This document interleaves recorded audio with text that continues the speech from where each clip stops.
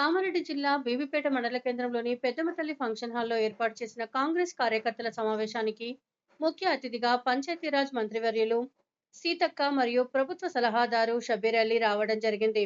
ఈ కార్యక్రమంలో వారు మాట్లాడుతూ కాంగ్రెస్ పార్టీ ముఖ్యమంత్రి రేవంత్ రెడ్డి ఎలక్షన్ కు మొదలు ఇచ్చిన వాగ్దానాల ప్రకారం 6 గ్యారంటీల పథకంలో గృహజ్యోతి పథకం, ఉచిత కరెంటు, ఉచిత ప్రయాణం, ఆర్టీసీ ఫ్రీ బస్, నిరుపేదలకు ఇందిరమ్మ ఇండ్ల నిర్మాణం, 500కే వంట గ్యాస్, రేషన్ కార్డు పంపిణీ వంటి పథకాలు బీఆర్ఎస్ ప్రభుత్వం చేయలేని పనులను కాంగ్రెస్ ప్రభుత్వం చేసిందని అన్నారు.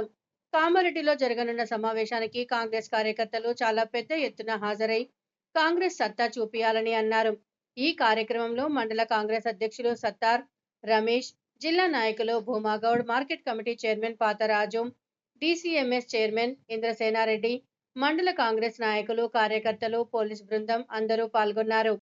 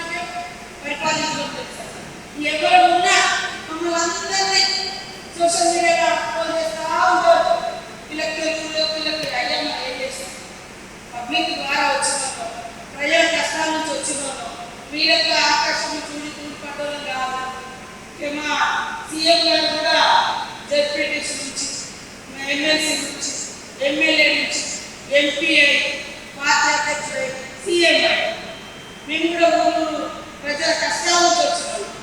ఏదో అమెరికా